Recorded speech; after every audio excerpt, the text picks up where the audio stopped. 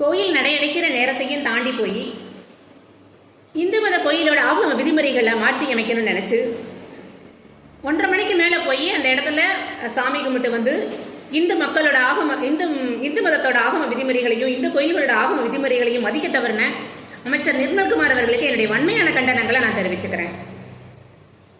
இதுக்கு முன்னாடியே இருந்த திமுக ஆட்சி என்ன செஞ்சிச்சு அப்படின்னா, இந்து சமய அறநிலையத்துறைங்கிற பேரில் இந்த கோயில்களை எல்லாம் வருமானத்துக்காக மட்டுமே வச்சு எல்லா விஷயங்களையும் பண்ணிக்கிட்டு இருந்து அவங்களும் இதே அக்கப்போரை தான் கூட்டிக்கிட்டே இருந்தாங்க.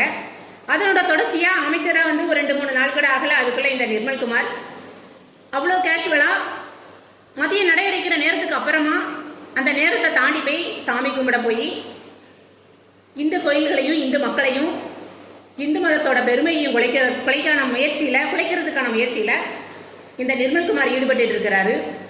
இந்த நிர்மல்குமாருக்கு அமைச்சரானவனே தான் ஏதோ ஒரு பெரிய ஆள் மாதிரியே நினைப்பு.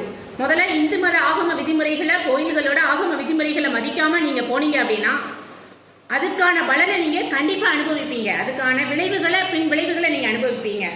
அதுக்கான எத்தனையோ உதாரணங்களை திமுக அமைச்சர்கள்கிட்டே நம்ம பார்க்கலாம். திமுக இந்து மதத்தை துவம்சம் பண்ணணும்னு நினைச்சதுனால தான் இன்னைக்கு இந்த கதியில் இருக்காங்க. அதே கதியை தான் அமைச்சர் நிர்மல்குமார் நீங்களும் அனுபவிப்பீங்கிறத இதன் மூலம் நான் தெரிவிச்சுக்கிறேன். மறுபடியும் ஒரு இந்துவா என்னுடைய இந்து மத கோயிலோட ஆகம விதிமுறைகளை மதிக்க தவறுன உங்களை நான் மிகவும் வன்மையாக கண்டிக்கிறேன். ஜெய்ஹிந்த்.